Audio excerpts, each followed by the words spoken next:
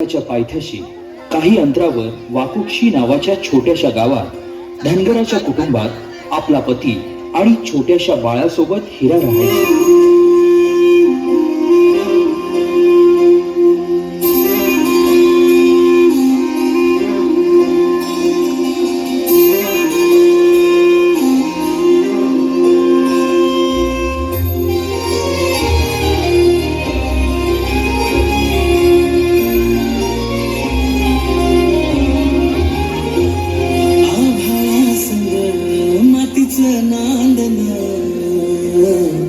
जीव झाला चकवा चांदन आभाळा संग मातीचं नांदन जीव झाला चकवा चांदन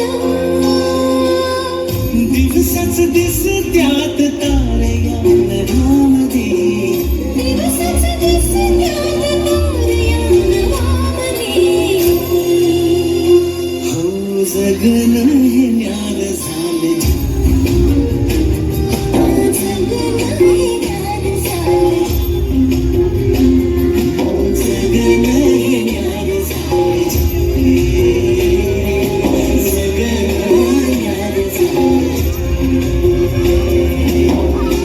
नेहमीप्रमाणे एके दिवशी हिरानं गोठ्यातून जनावरांचं दूध काढलं आणि आपल्या तान्ह्या बाळाला खेळवून पुन्हा त्याला घरी सोडून ती रायगडावर निघाली. तो दिवस होता कोजागिरी पौर्णिमेचा.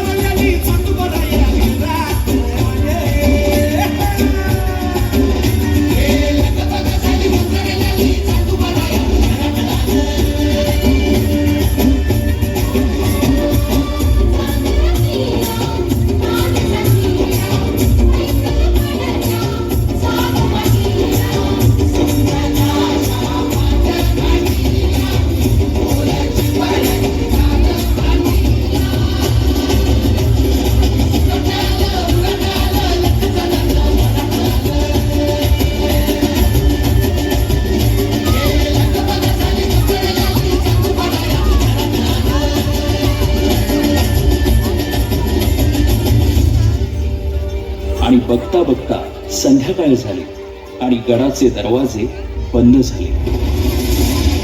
माझं बाळ एकलं आहे. हे पदर कसे येते तुमच्या पुढे?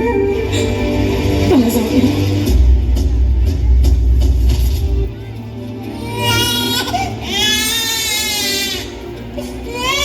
दमलेला जीव पुन्हा उमलून येई कानी येते हाक जेव्हा आई आई आई. दमलेला जीव पुन्हा उमलून येई कानी येते हाक जेव्हा आई आई आई आई आई आई आई आई आई. कुठून तरी रस्ता असेल ना, एवढा मोठा गड. तो पश्चिमेचा कडा आहे.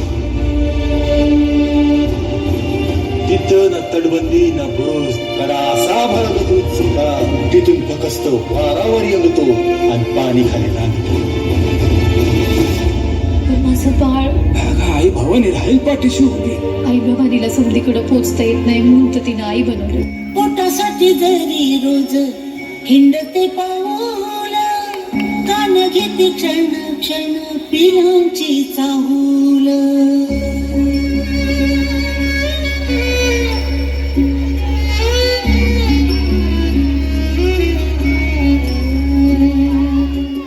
पोटासाठी जरी रोज हिंडते पाऊल कान घेते क्षण क्षण पिलांची चाहूल. झोपेमध्ये सुद्धा झोपेमध्ये सुद्धा मन जागे झालेला आहे.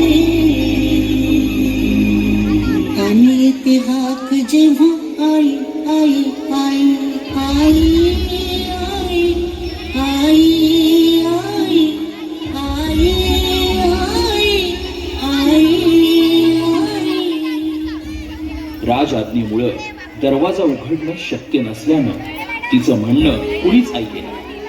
आता हिराच्या डोळ्यासमोर येत होतं ते म्हणजे तिचं घरी एकटं असलेलं तान्हं बाळ. त्याच्या आठवणीनं व्याकुळ झालेल्या हिरानं किल्ल्याच्या कडावरून खाली उतरण्याचा निर्णय घेतला.